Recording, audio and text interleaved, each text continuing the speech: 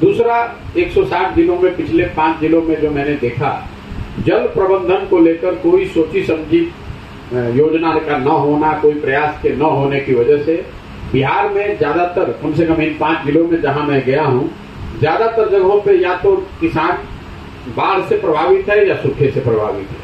नहरों की स्थिति ये है कि नहरों और नलकूप जहां पहले चल रहे थे, जहां पानी की सुविधा आज से 10 साल 15 साल पहले बनाई भी गई थी, वहां पर भी रख रखाव के अभाव में अब वो समस्या फिर से पुनर्जीवित हो गई है। और अगर इसको आप आंकड़ों में भी देखेंगे तो आपको पता चलेगा कि बिहार एकमात्र ऐसा राज्य है पूरे देश में जिसमें पिछले 10 वर्ष में सिंचित भूमि की जो मात्रा है, जो एकड़ेज है, वो कम हो गई है। पिछले 10 साल में बिहार में एश्योर्ड इरिगेशन वाली जमीन 11% से कम हो गई है। मतलब अगर 10 साल पहले 100 एकड़ को नहरों के द्वारा या नलकूप के जरिए सिंचाई की सुविधा थी, तो रख रखाव के अभाव में वो घट के अब सिर्फ 89 एकड़ ही रह गया है। और ये चीज हम लोग को जमीन पर भी दिख रही है। लोग बताते हैं ये नहर है पुराना, 10 साल पहले कभी पानी आता था, अब पानी नहीं आता।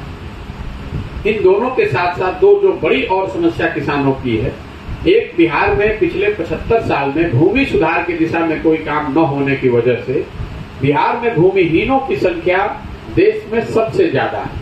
बिहार में पिछले 30-40 वर्षों से समाजवाद की नाम की राजनीति तो हुई है, लेकिन आपको जानकर आश्चर्य होगा कि यहाँ पर 60% लोगों के पास 1 इंच जमीन नहीं है। उनके पास जमीन है, 60% लोग भूमिहीन हैं। देश में ये आंकड़ा है 38%। तो देश के मुकाबले करीब करीब 22% ज्यादा लोग यहाँ भूमिहीन हैं। दूसरे जो 40% लोग जिनके पास भूमि है कृषि योग्य, उसमें से 91%, मतलब 40 में से 35 लोग ऐसे किसान हैं जो 2 बीघे से कम की खेती करते हैं, बहुत छोटे और मार्जिनल किसान हैं। इसलिए बिहार में